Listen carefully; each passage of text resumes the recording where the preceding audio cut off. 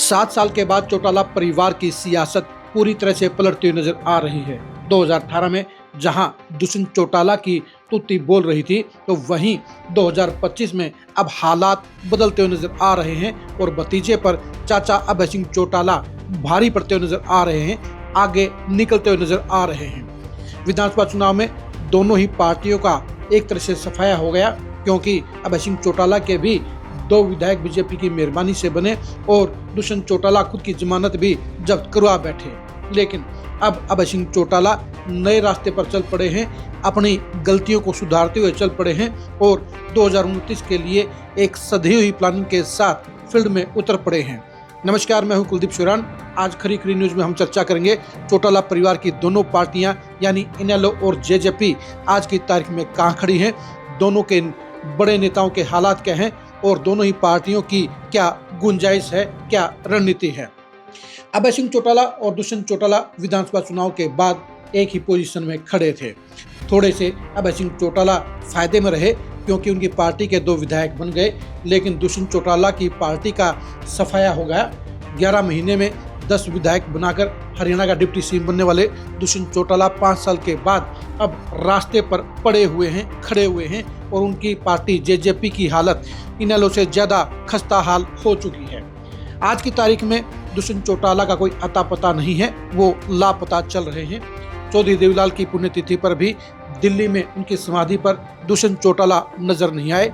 उनके परिवार के दोनों सदस्य यानी पिता अजय चौटाला और भाई दिग्विजय चौटाला ने जरूर श्रद्धांजलि देने का काम किया, जबकि अभय चौटाला पूरे दलबल के साथ श्रद्धांजलि देने के लिए मौजूद रहे। पहले आप तस्वीरों में देखिए कि उस दिन कौन कौन से नेता और कैसे माहौल के अंदर देवीलाल की समाधि पर मौजूद थे।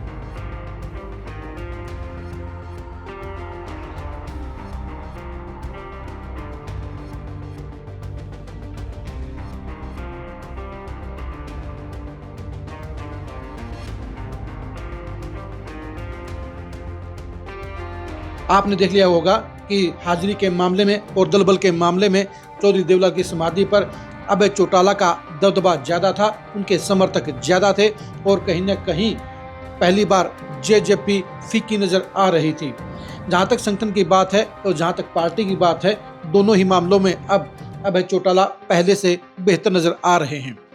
2018-2019 में अभय सिंह चौटाला ने सिर्फ मैनेजमेंट के कारण ही भतीजे से मात खाने का काम किया था। उनके पास अच्छे रणनीतिकार नहीं थे, उनके पास अच्छे सलाहकार नहीं थे, जबकि दुष्यंत चौटाला के पास हरियाणा के सबसे बेहतरीन रणनीतिकार और सलाहकार थे।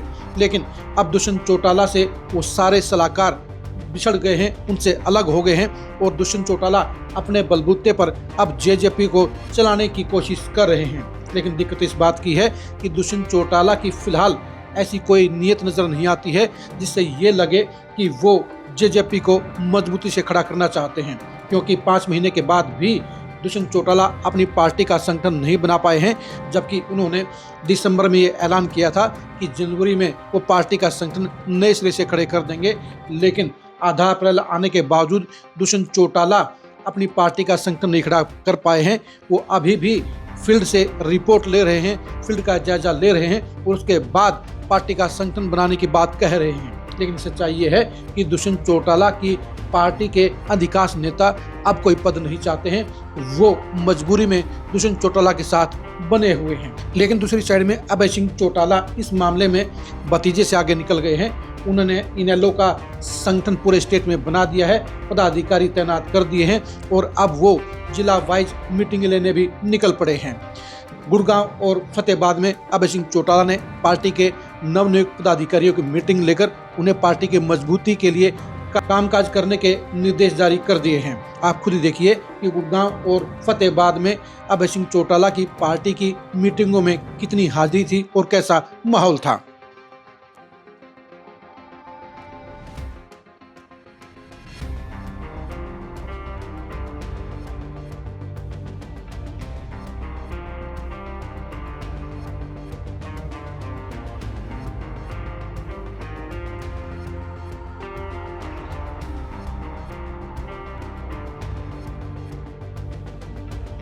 जाहिर सी बात है कि अभय सिंह चौटाला की पार्टी में अभी वो रंगत, वो रौनक नहीं है जो 2018 से पहले हुआ करती थी। लेकिन ये भी सच्चाई है कि 2019 में जो पार्टी जीरो हो चुकी थी वो इनेलो अब 2025 में पहले से बेहतर नजर आ रही है और इनेलो नेताओं के चेहरों पर थोड़ी सी अब राहत नजर आती है, थोड़ी सी चमक नजर आती है और अभय सिंह चौटाला को भी ये उम्मीद लगती है कि 2029 में वो अपनी पार्टी को मजबूती से खड़ा कर देंगे।